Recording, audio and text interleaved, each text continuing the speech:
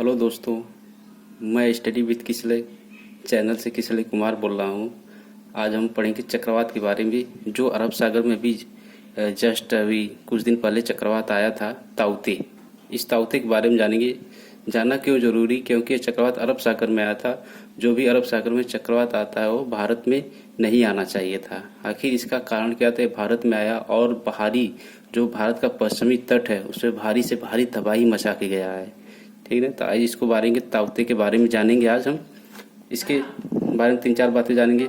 ताउते क्या है, इसकी उत्पत्ति कहाँ हुई है, उत्पत्ति क्यों हुई है, प्रभाव कहाँ है, इसका नाम ताउते क्यों पड़ा है। ठीक ना, तो आज इसके बारे में जानेंगे। ताउते क्या है देखेंगे। यह एक प्रकार का उष्णकटिबंधीय चक्रवात है, यानी ट्रॉपिकल साइक्लोन है।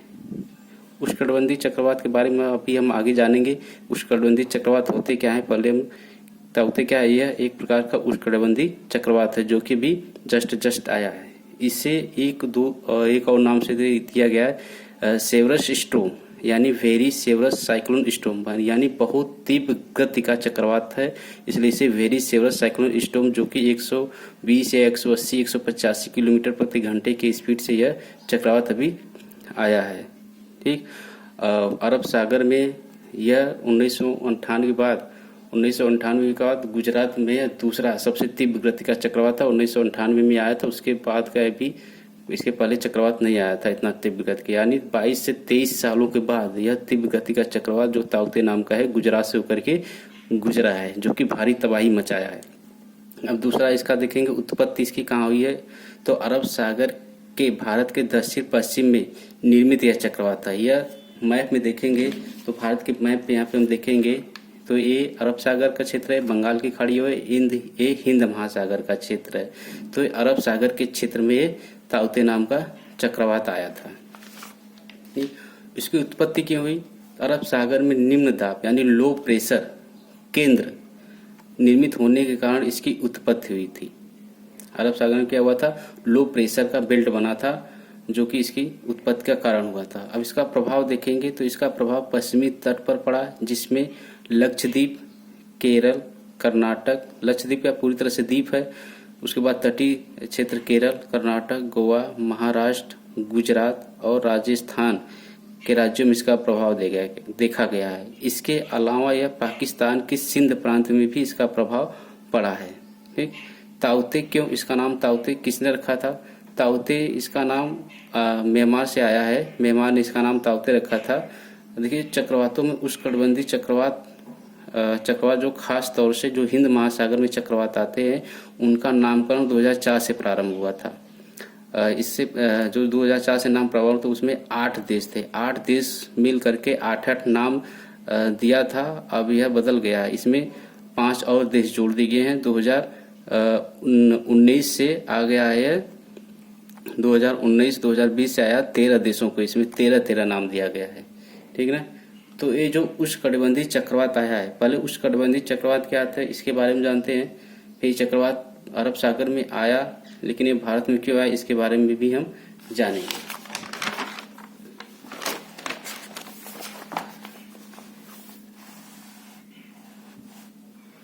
आज जानते हैं उष्णकटिबंधीय चक्रवात क्या होता है। पहले हम जानेंगे चक्रवात के बारे में। चक्रवात आखिर होता क्या है? जो चक्रवात होता है इसे 2 भागों में आता है, चक्र और प्लसवात। चक्र का मतलब होता है साइकिल और वात का मतलब वायु। वायु का चक्र के रूप में घूमना उसे चक्रवात कहते हैं। मतलब क्या होता है कि वायु क्या होता है, एक साइकिल के रूप में, मतलब कोई वायु एक साइकिल के रूप में जो घूमती है उसे चक्रवात नाम दिया गया है। इसका अगला पॉइंट देखेंगे, ये निम्न दाब के क्या होते हैं, केंद्र होते हैं। इसके मतलब क्या होते हैं, निम्न दाब के केंद्र होते हैं। जो उष्णकटिबंधीय चक्रवात होते हैं निम्न दाब के एक तरह से केंद्र होते हैं। मान लीजिए कोई स्थल खंड है, इसमें हम समझते हैं, मान लीजिए कोई स्थल खंड है या कोई जल खंड है। यहाँ पे क्या हुआ, सूर्य की अधिकता का टेम्परेचर हाई हो गया। यहाँ पे टेम्परेचर क्या हुआ, हाई हो गया, और टेम्परेचर हाई होने के कारण क्या होता है, प्रेशर लो हो जाता है। जब प्रेशर लो हो जाता है तो यहाँ पे क्या होते हैं, इसकी जगह लेने के लिए चारों तरफ से इस तरह से हवाएं आने लगती हैं। इसकी जगह लेने के लिए चारों तरफ से जब इसकी हवाएं आने लगती है, यह एक क्या होता है, चक्र रूप में परिवर्तित हो जाता है। इसे क्या होते हैं, चक्रवात बोलते हैं। ठीक, तो इसकी दिशा हम जानते हैं, चक्रवात की दिशा, चक्रवात किस दिशा में कैसे चलता है। अगर हम इसकी दिशा देखेंगे तो इसकी दिशा उत्तरी गोलार्ध में एंटी क्लॉकवाइज, मतलब घड़ी की सुई के विपरीत दिशा में चलता है। इस तरह से एंटी क्लॉकवाइज चलता है, और दक्षिणी गोलार्ध में क्या करते हैं, क्लॉकवाइज, घड़ी की सुई के दिशा में चलता है। देखिए ये जो चक्रवात होता है, चक्रवात दो तरह से गति करता है। एक तो एक अच्छी गति करता है, एक अच्छी गति करता है, मतलब अपने अक्ष पे घूमता है, और एक कच्छी गति करता है, कच्छी गति करता है, अपने चक्र पे घूमेगा, साथ साथ यह दूर तक हवाओं की दिशा में, जिस दिशा में हवाएं चलेगी उस दिशा डायरेक्शन में ही चलता जाता है। तो अच्छी और कच्छी दोनों गति करता है। ठीक, तो ये चक्रवात कैसे होते हैं, ये चक्रवात अंडाकार होते हैं, गोलाकार भी हो सकते हैं, वी आकृति की भी हो सकते हैं। ठीक, अगर गति के आधार पे हम इसको देखें तो इसको साइक्लोन स्टॉर्म यानी तेज गति वाला, तेज गति की हवा कहते हैं। ये क्या होता है, एटमॉस्फेरिक डिस्टर्बेंस, वायुमंडलीय एक तरह से विक्षोभ होता है, वायुमंडलीय विक्षोभ होने के कारण ये उत्पन्न होता है। अगर हम दिशा की बात करें तो मान लीजिए एक ग्लोब है, सपोज दैट क्या है, इस पर हम समझते हैं, सपोज दैट क्या है, एक ग्लोब मान लीजिए। ठीक, डायरेक्शन ग्लोब, ये भूमध्य रेखा है, भूमध्य रेखा के ऊपर का जो क्षेत्र होता है उत्तरी गोलार्ध होता है, ये उत्तरी गोलार्ध, और भूमध्य रेखा के नीचे का क्षेत्र होता है दक्षिणी गोलार्ध होता है। तो मैंने क्या बोला कि उत्तरी गोलार्ध है, मान लीजिए ये लो प्रेशर है, उत्तरी गोलार्ध में क्या होता है, ये एंटी क्लॉकवाइज चलते हैं। उत्तरी गोलार्ध में कैसे चलेंगे, उत्तरी गोलार्ध में देखेंगे एंटी क्लॉकवाइज चलेंगे, इस दिशा में चलते हैं, ऐसे ये चक्रवात ऐसे चलेंगे एंटी क्लॉकवाइज। और दक्षिण गोलार्ध में कैसे चलेंगे, मान लीजिए लो प्रेशर है, दक्षिण गोलार्ध में ही क्लॉकवाइज चलते हैं, दक्षिण गोलार्ध में कैसे चलेंगे, क्लॉकवाइज चलेंगे, इस तरह से चलते हैं। तो इनकी क्या होगी, ये दिशा हो गई। तो विशेष ध्यान रखिएगा कि चक्रवातों की एग्जाम में चक्रवातों की दिशा पूछता है, तो दिशा हम देखेंगे तो क्या करेगा, उत्तरी में एंटी क्लॉकवाइज और दक्षिण गोलार्ध में क्लॉकवाइज चलते हैं। तो आइए हम चक्रवात के बारे में जानेंगे। चक्रवात देखिए दो तरह का होता है। चक्रवात कितने प्रकार का होता है, दो प्रकार का होता है। एक उष्णकटिबंधीय चक्रवात होता है, दूसरा शीतोष्णकटिबंधीय चक्रवात। तो उष्णकटिबंधीय चक्रवात के बारे में हम आज पढ़ेंगे। उष्णकटिबंधीय चक्रवात क्या होते हैं, इसको आइए जानते हैं। जो उष्णकटिबंधीय चक्रवात होते हैं, इसको अगर हम देखें, भूमध्य रेखा ग्लोब पर देखें तो उष्णकटिबंधीय चक्रवात की उत्पत्ति कहाँ होती है। मान लीजिए ग्लोब है, ये क्या है, ग्लोब है, ये भूमध्य रेखा है। भूमध्य रेखा के 5 डिग्री नॉर्थ से लेकर 5 डिग्री नॉर्थ से लेकर के 25 डिग्री नॉर्थ तक क्या होती है, इनकी उत्पत्ति होती है। दोनों गोलार्धों में, उत्तर और दक्षिण गोलार्धों में 5 डिग्री नॉर्थ से लेकर के 25 डिग्री नॉर्थ तक इनकी क्या होती है, उत्पत्ति। और इनका प्रभाव कहाँ होता है, इनका प्रभाव हम देखेंगे तो 30 से 35 डिग्री अक्षांशों तक इनका क्या होता है, प्रभाव होता है। 30 से 35 डिग्री अक्षांश दोनों गोलार्धों में 30 से 35 तक डिग्री तक इनका क्या होता है, प्रभाव होता है। तो यहाँ पर हम जान लेंगे क्या होता है। इन चक्रवातों की उत्पत्ति 5 डिग्री से लेकर 25 डिग्री उत्तरी तथा दक्षिणी दोनों गोलार्धों में होती है, परंतु इसका जो प्रभाव होता है 30 से लेकर के 35 अक्षांशों के मध्य होता है, जो 0 से लेकर 5 डिग्री तक होता है। यहाँ पर हम देखेंगे कि यहाँ पे चक्रवातों की उत्पत्ति नहीं होती। इसका रीजन क्या होता है, पृथ्वी। देखिए इसका उत्पत्ति न होने का रीजन क्या होता है। मान लीजिए पृथ्वी है, पृथ्वी क्या करती है, अपने पश्चिम से पूर्व दिशा में घूमती है। एक भूमध्य रेखा है, पश्चिम से पूर्व दिशा में घूमती है, तो इस पे 2 तरह का बल लगता है। एक अपसारी बल लगता है, अपसारी बल, और दूसरा लगता है अभिसारी बल। क्या लगता है, अभिसारी बल। एक और बल की कल्पना की गई है जिसे बोलते हैं कोरियालिस बल। इसे क्या बोलते हैं, कोरियालिस बल। इस बल की स्थापना की गई। देखिए अपसारी बल, जो अपसारी बल लगता है भूमध्य रेखा पे सबसे ज्यादा लगता है, और जो अभिसारी बल लगता है भूमध्य रेखा पे 0 होता है, और कोरियालिस बल भी भूमध्य रेखा पे क्या होता है, 0 होता है। अपसारी बल ये क्या होता है, जो वायुदाब की पेटियां बनती है, जो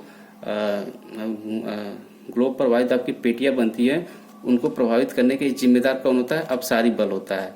अवसारी बल क्या होता है कि भूमध्य रेखा पे 0 लगता है। जैसे जैसे भूमध्य रेखा से उत्तर और दक्षिण में जानते हैं तो इनकी क्या होती है, बलों की गति तीव्र होती जाती है। इसी तरह कोरियालिस बल होता है, भूमध्य रेखा पे 0 लगता है, और जैसे जैसे भूमध्य रेखा से ऊपर और नीचे हम जाते हैं, ध्रुवों की ओर जाते हैं, तो कोरियालिस बल की गति क्या होती है, तीव्र हो जाती है।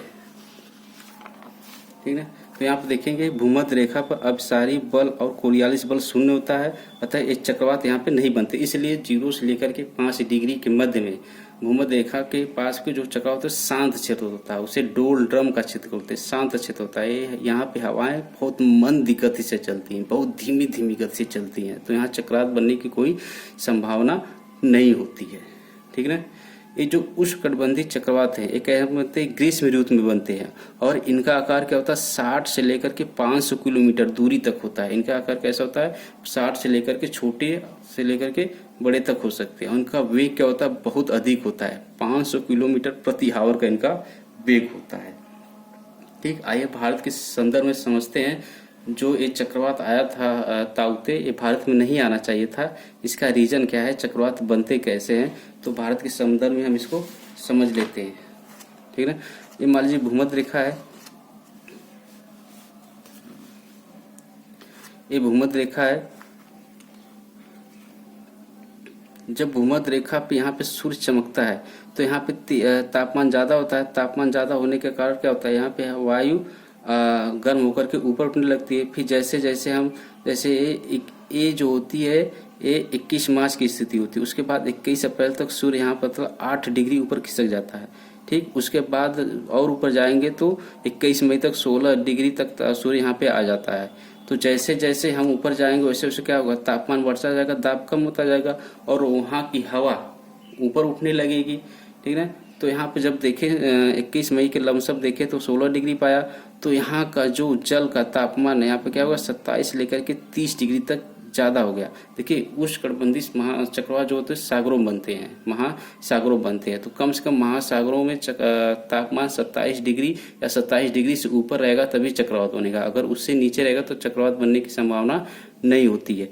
तो हम देखेंगे जब यहाँ पर सूर्य रहेगा तो यहाँ का ताप अधिक, वायु दाब कम होगा। तो यहाँ पे एक चीज होगी ITCZ क्रिएट होता है, ITCZ inter tropical conversion zone, मतलब आकर दोनों तरफ से आकर के हवाएं यहाँ पर अभिसरण करती है। जैसे जैसे सूर्य उत्तरायण जाता है तो ITCZ भी उत्तरायण, और जैसे जैसे सूर्य दक्षिणायन जाता है तो ITCZ भी ऊपर नीचे खिसकता जाता है। तो 21 मई तक देखेंगे सूर्य लगभग 16 डिग्री तक पहुंच जाता है। तो यहाँ का क्या है, अरब सागर है। अरब सागर का तापमान 27 से 30 डिग्री हो गया। तो यहाँ पे क्या होगा, लो प्रेशर क्रिएट हो गया। लो प्रेशर क्रिएट होने के कारण क्या हो गया, यहाँ पे चक्रवात बन गया। आइए हम इसको दूसरे माध्यम से समझते हैं। सपोज दैट मान लीजिए कोई समुद्री क्षेत्र है, ये क्या है, समुद्र का क्षेत्र है।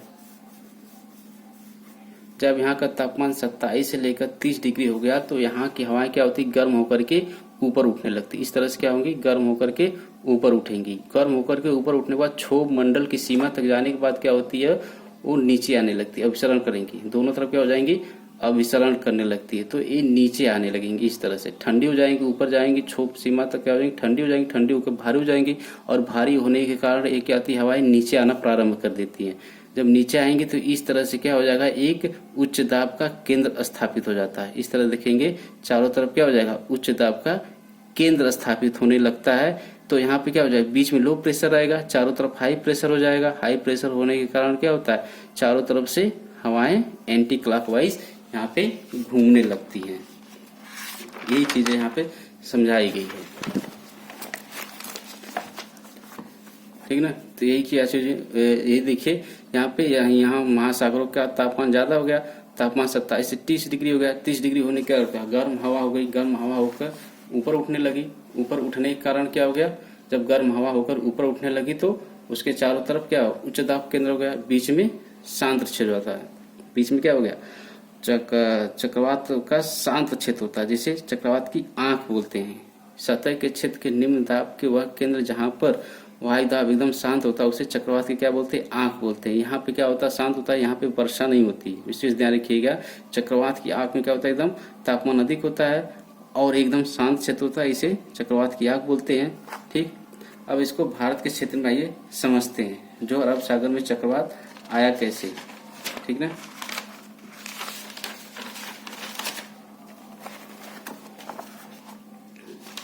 अरब सागर में भारत के संदर्भ में इसको हम समझेंगे, एक चक्रवात आता कैसे है। देखिए एक चीज हमने पढ़ा होगा, पौने।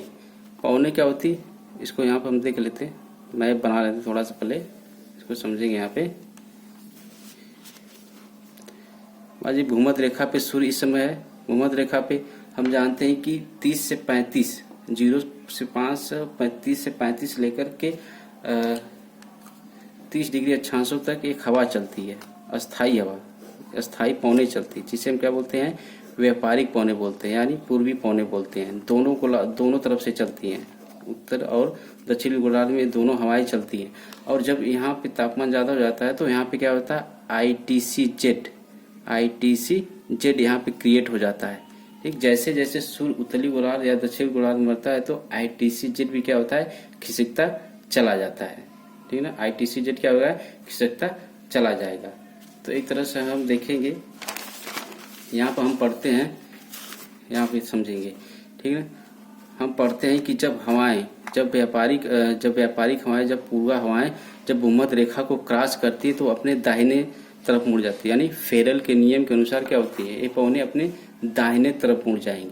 जब ये दाहिने तरफ मुड़ जाएंगी पौने, जब दाहिने तरफ मुड़ जाती है, चलती हैं, तो ऊपर से भी ठंडी पौने आएंगी और ये गर्म पौने होती हैं। तो क्या होती है, जब आपस में टकराती हैं तो ये इस तरह से पौने क्या होती हैं, घूम जाएंगी। आप देखेंगे यहाँ पे क्या हो जाएंगी, पौने घूम जाएंगी। इस तरह से समझेंगे इस मैप, इसको हम समझते हैं भारत के संदर्भ में।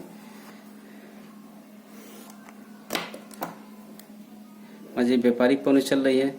ठीक, इसके बाद जब ये पौने भूमध्य रेखा को क्रॉस करती है तो फेरल के नियम के अनुसार अपने दाहिने तरफ ये पौने मुड़ जाती है। मुड़ने के बाद जब पौने इससे चलती है और जब ऊपर से इधर भी पौने एक आती है, जब ये पौने आपस में टकराती हैं तो क्या होती है, भारी पौने ठंडी पौनों को अपनी तरफ मोड़ लेती। तो इस पौने क्या हो जाएंगे, इस तरह से मुड़ जाते हैं, इस तरह से देखिए, इस तरह से, मतलब एंटी क्लॉकवाइज चलेंगी। ठीक, तो यहाँ भी ये दशा उत्पन्न हुई, इधर भी जो है पौने चली और इधर से पौने आई यहाँ पे, तो क्या हो गई, इस तरह से घूम गई। तो इनका डायरेक्शन देखिए, इनका डायरेक्शन क्या होगा, इनका डायरेक्शन हो गया नॉर्थ टू वेस्ट, मतलब उत्तर से पश्चिम की तरफ। इनका डायरेक्शन क्या हो गया, उत्तर से पश्चिम की तरफ। तो यहाँ पर देखेंगे, यहाँ पे क्या हो गया था, एक तरह से लो प्रेशर का बेल्ट, यहाँ पे देखेंगे लो प्रेशर का बेल्ट उत्पन्न हो गया था। क्या हो गया था, लो प्रेशर का बेल्ट उत्पन्न हो गया था, जिससे हवाएं क्या होती, घूमने लगी। लेकिन यह चक्रवात ऐसे घूम रहा है तो नॉर्थ टू ईस्ट हो गया, नॉर्थ टू वेस्ट हो गया। तो ये हवाएं, इस चक्रवात इस तरह जाना चाहिए, इधर जाना चाहिए, लेकिन एक घूम के कहाँ गया, इसका डायरेक्शन क्या हो गया, इधर हो गया, इस क्षेत्र में हो गया। इसका रीजन क्या हुआ, देखिए यहाँ पे मैंने बनाया, इसका क्षेत्र क्या हो गया, गुजरात की तरफ हो गया। तो जो भारत को पश्चिमी तरफ पूरी तरह से इससे प्रभावित हो गया। इसका रीजन क्या है कि ग्लोबल वार्मिंग, पहली बात ग्लोबल वार्मिंग का तापमान बढ़ रहा है। दूसरी बात जब देखेंगे ITC-Z क्या होगी, जब सूर्य लगभग 21 मई तक यहाँ पे आ गया, यहाँ पे देखेंगे इसने, जब सूर्य लगभग 21 मई तक यहाँ पे आ गया तो इसके बाद क्या होता है, ITC-Z भी खिसकने लगती है, ITC-Z भी खिसकेंगी, क्या करेंगी, ITC-Z भी खिसकेंगी। तो इस समुद्र पे जो होती है ITC-Z लगभग समान होती है, जैसे स्थल पे आ जाएंगी, योग पे आ जाएंगी, आगे की तरफ भागने लगती है, उनकी दिशा क्या होती है, विचलित हो जाती है। जब आगे की तरफ भागेंगी तो यहाँ पे देखेंगे थार का मरुस्थल है और गर्म क्षेत्र बहुत ज्यादा गर्म हो जाता है। यहाँ पे एक तरह से क्या हो गया, लो प्रेशर का बेल्ट स्थापित हो गया और ये चक्रवात इधर लो प्रेशर पर आ गया, इधर जाकर के इस साइड में इधर टकराने लगा, इधर जाने के बजाय इधर, इसका लो प्रेशर इधर मिल गया। ये भी इसी तरह से ये ताउते चक्रवात इधर भारत में आया। इसका रीजन क्या था कि लो प्रेशर यहाँ पे मिल गया और ग्लोबल वार्मिंग की वजह से, और जो ITC-Z होती है, ठीक है ना, इंटरट्राइपल कन्वर्जन जोन, ये भी क्या होगी, आगे आगे खिसकने लगती है। जब आगे खिसकेंगे तापमान इसका बढ़ गया और राजस्थान का क्षेत्र गर्म हो गया और यहाँ पे लो प्रेशर का बेल्ट आ गया और इधर जाकर के ये ताउते नाम का तूफान यहाँ पे टकरा गया। ठीक है, ये इसका महत्वपूर्ण रीजन था टकराने का, जो कि बहुत इंपॉर्टेंट रोल होता है इसका। एक तरह से देखेंगे, देखिए ये जो चक्रवात आते हिंद महासागर में से, तो चक्रवात करते हैं, हिंद महासागर में से क्या कहेंगे, चक्रवात करते हैं। लेकिन 2004 के बाद इसका क्या हुआ, नामकरण होने लगा, क्योंकि चक्रवात 1, चक्रवात 2, चक्रवात 3 करके क्या होती, दिक्कतें होती थी, इनका सर्वेक्षण करने में दिक्कतें होती, तमाम तरह की परेशानियां होती थी, इसलिए इसका नाम 2004 से 8 देशों ने इसका नाम, जितने भी हिंद महासागर में चक्रवात उत्पन्न होते हैं 8 देशों ने इसका नाम रखना प्रारंभ कर दिया था। ठीक है, तो ये अलग अलग क्षेत्रों में इसे अलग अलग नामों से जानते हैं। जितने भी उष्णकटिबंधीय चक्रवात आते हैं, अगर मैप में देखेंगे जितने भी उष्णकटिबंधीय चक्रवात आएंगे, अगर यहाँ पे देखिए 00 डिग्री रेखा यहाँ से गुजर रही है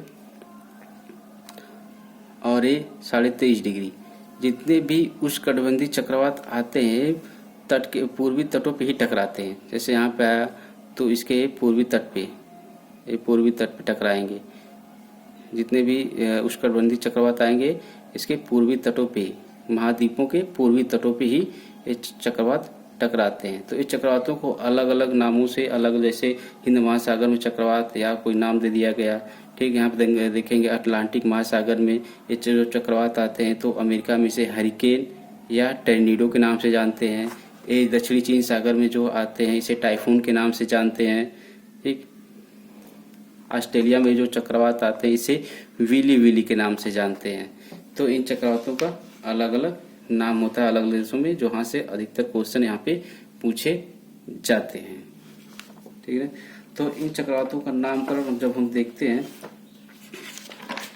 नामकरण में जो Indian IMD Indian meteorological department होता है, इन्हें दो डिपार्टमेंट बनाया है। इंडियन मेट्रोलॉजिकल डिपार्टमेंट IMD, एक बनाया इसने RSMC, जिसको बोलते हैं रीजनल स्पेसिफाई मेट्रोलॉजिकल, और एक है TCWC ट्रॉपिकल सेंट्रल साइक्लोन।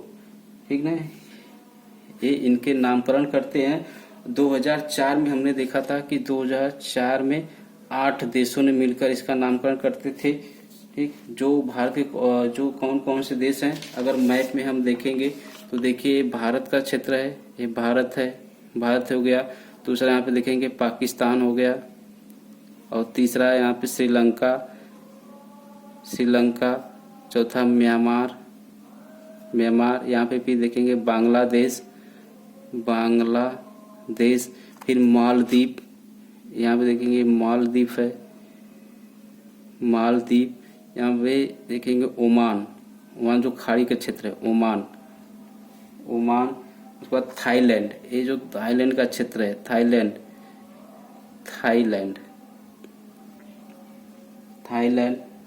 ये 8 देश मिल करके 8 नाम देते थे 2004 से लेकर के 2019 तक। उसके बाद 2019 से 2020 से लेकर के इसमें 5 देश और जोड़ दिए गए। 5 देश उसमें कौन कौन आ गए, इसमें जितने भी खाड़ी के देश हैं इसमें 5 देश, एक हो गया यमन, दूसरा सऊदी अरेबिया,